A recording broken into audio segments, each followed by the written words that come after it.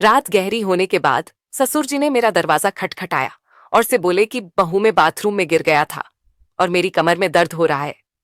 अगर तुम थोड़ी मालिश कर देती तो शायद मुझे थोड़ा आराम मिल जाता। फिर मैंने अपने ससुर को अपने बिस्तर पर लिटा दिया। इसके बाद जो हुआ उसकी आप कल्पना भी नहीं कर सकते, क्योंकि इसके बाद मेरी जिंदगी पूरी तरह से बिखर गई थी। हेलो दोस्तों, आज की इस अनोखी कहानी में आप सभी का स्वागत है।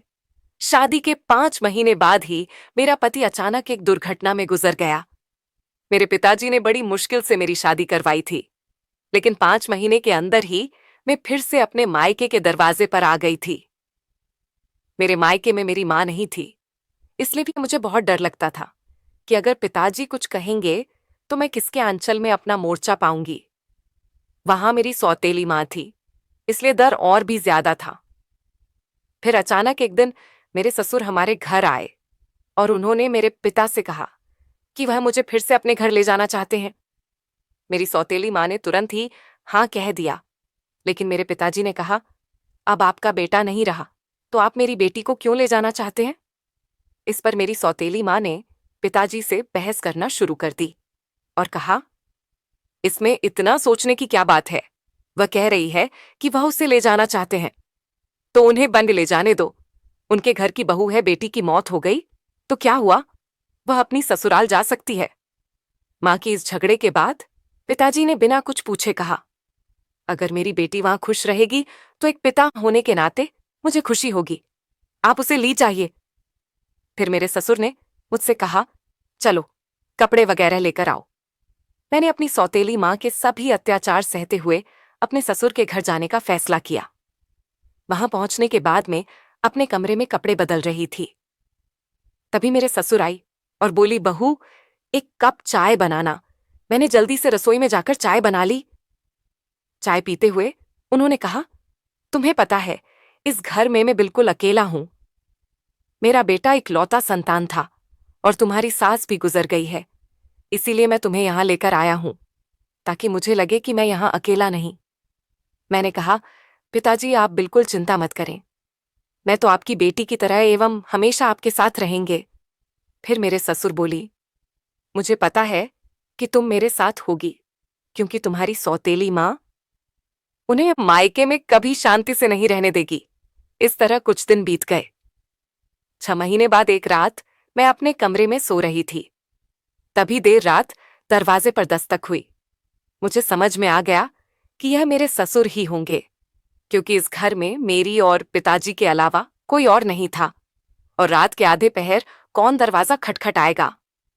मैंने सोचा कि शायद पिताजी को कुछ चाहिए होगा, इसलिए दरवाजा खोलें।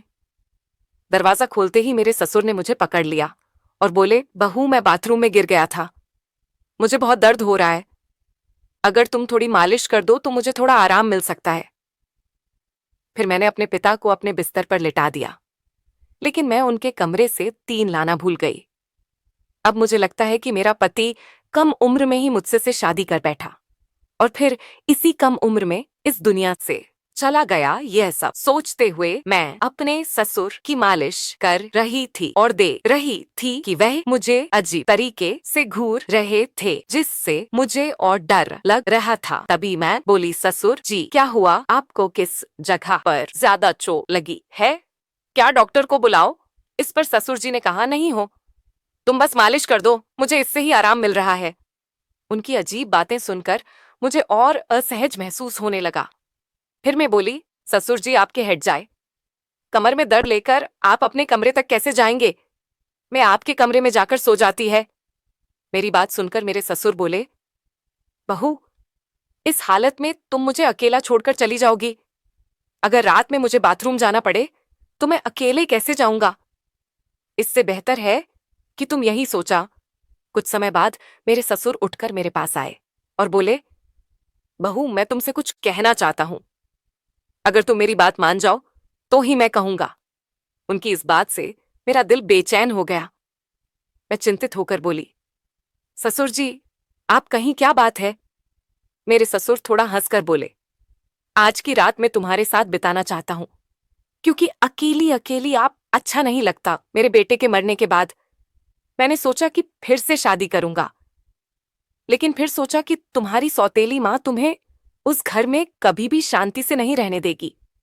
इसलिए मैंने तुम्हें इस घर में लाया। उनकी इस बात से मुझे बहुत असहज महसूस हुआ, लेकिन उनकी बात का विरोध करने की हिम्मत नहीं हुई। मैं अपने कमरे की सोफे पर लेट गई। मुझे नींद नहीं आ रही थी। बहुत डर लग रहा था। ससुर जी ने कहा, बहू, लगता है मैंने तुमसे कुछ गलत नहीं कहा। मैं चाहता हूं कि तुम मुझसे शादी कर लो ताकि कोई कुछ न कह सके। तभी मैं हक्का बक्का होकर बोली, ससुर जी, आप ये क्या कह रहे हैं? आप मेरे ससुर हैं और ससुर से शादी कैसे हो सकती है? मेरे ससुर बोले, देखो, बहुत मैं मानता हूं कि कभी मैं तुम्हारा ससुर था, लेकिन तुम्हारे पति को मरे हुए अब 6 महीने हो चुके हैं। अब हमारे बीच ऐसा कोई रिश्ता नहीं है। मैं अकेला हूं, तुम भी अकेली हो। हम एक दूसरे का साथ दे सकते हैं। उनकी इस बात को सुनकर मेरा मन विचलित हो गया। मैं कुछ कह नहीं पाई।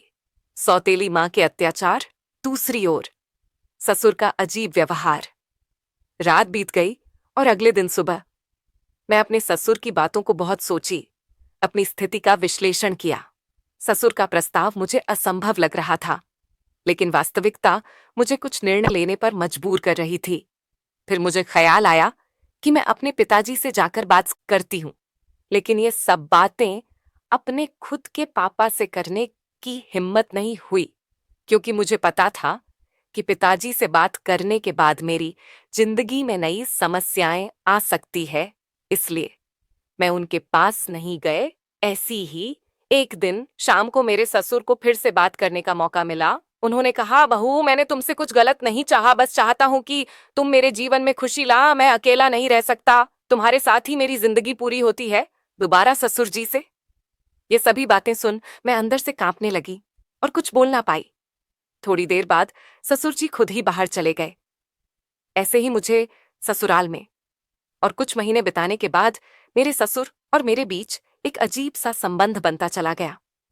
पति की मौत के बाद मैंने सोचा था कि मैं अब इस दुनिया में बिल्कुल अकेली हो गई हूं, लेकिन मेरे ससुर ने मेरे प्रति जो भावनाएं जाहिर की थी, उन्होंने मेरे जीवन को एक नई दिशा में मोड़ दिया। उनके शब्दों ने मुझे भीतर तक झकझोर कर रख दिया था। जब भी मैं सोने को जाती, उनकी बातें मुझे परेशान करने लगती। वह कहते थे कि मेरे साथ रहने से उन्हें अपने अकेलेपन का एहसास नहीं होता और वह चाहते थे कि हम दोनों एक नई जिंदगी की शुरुआत करें।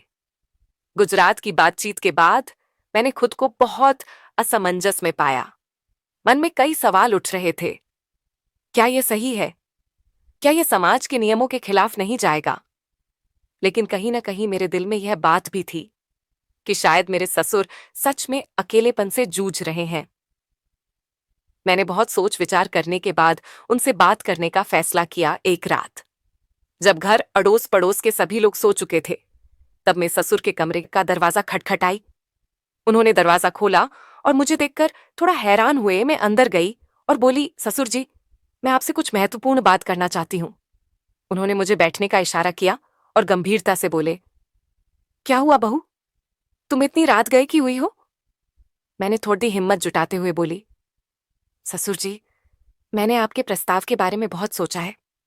मैं समझती हूं कि आप अकेलेपन से जूझ रहे हैं और एक साथी की जरूरत महसूस कर रहे हैं, लेकिन इस रिश्ते के लिए एक शर्त है। हमारे बीच हमेशा सम्मान और प्यार का रिश्ता रहेगा। आप मुझे बेटी की तरह सम्मान देंगे और मैं आपको पिता की तरह आदर दूंगी। उन्होंने मेरी बात को ध्यान से सुना और थोड़ी देर बाद कहा, मैं तुम्हारी शर्त मानता हूं, तुम्हारे सम्मान को हमेशा बनाए रखूंगा।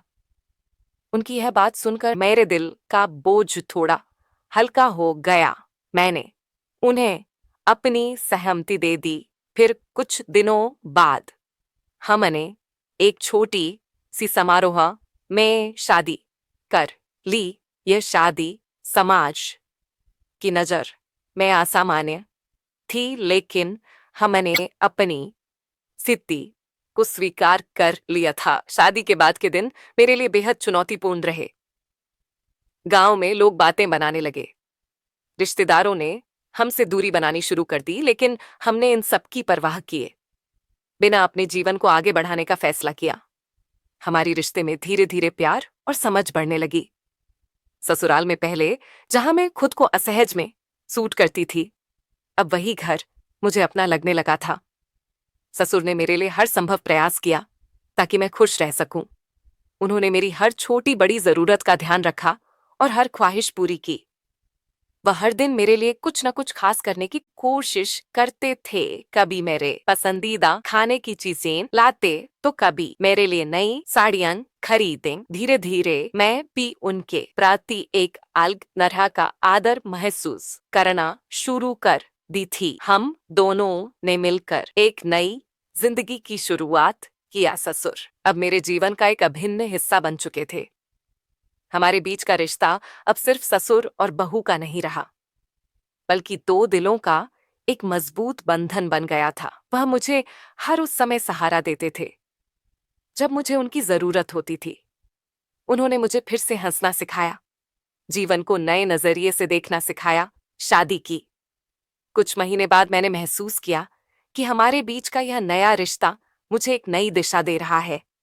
हमने मिलकर कई मुश्किलों का सामना किया और हर बार एक दूसरे का साथ दिया। ससुर के साथ मेरे इस नए रिश्ते ने मुझे जीवन के कई नए पहलू दिखाई। उन्होंने मुझे यह एहसास दिलाया कि जीवन में अगर साथ ही सही हो तो कोई भी मुश्किल इतनी बड़ी नहीं होती कि उसे पार न किया जा सके। समाज की नजर में हमने बहुत कुछ सहा, लेकिन हमने अपने फैसले पर कभी पछतावा नहीं किया।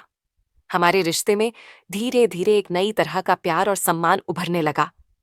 उनके साथ भी हर पल ने मुझे कुछ नया सिखाया और मुझे एहसास हुआ कि कभी कभी जीवन हमें ऐसे मोड़ पर ले आता है जहां हमें अपने फैसलों पर पुनर्विचार करना पड़ता है। आज मैं अपने ससुर के साथ एक नई जिंदगी जी रही हूं। हमारे बीच का प्यार और सम्मान पहले से भी अधिक मजबूत हो गया है। वह मेरे जीवन के सबसे महत्वपूर्ण व्यक्ति बन चुके हैं। उनके साथ बिताए हर पल ने मुझे यह सिखाया है कि जीवन में चाहे कितनी भी मुश्किलें क्यों ना आए, अगर हमारे पास सही साथी हो तो हम हर मुश्किल का सामना कर सकते हैं। इस तरह हमारे बीच का रिश्ता धीरे धीरे और गहरा होता गया। उनके साथ बिताए हर पल ने मुझे यह सिखाया कि जीवन को कैसे नए सिरे से जिया जाए। हमने मिलकर अपने जीवन की हर चुनौती का सामना किया और हर बार जीत हासिल की। अब हमारे बीच का यह नया रिश्ता मुझे एक नई जिंदगी के सपने दिखाने लगा है। तो दोस्तों, ये थी हमारी आज की छोटी सी कहानी। आपको ये कहानी कैसी लगी कमेंट करके जरूर बताएं। अगर आपको ये कहानी पसंद आई हो तो इसे लाइक करें, दोस्तों के साथ शेयर करें। आगे भी ऐसी ही रोमांचक कहानियों के लिए हमारे चैनल को सबसे ट्राई करें और बेल आइकन दबाना न भूलें ताकि आप हमारी कोई भी कहानी मिस न करें। धन्यवाद।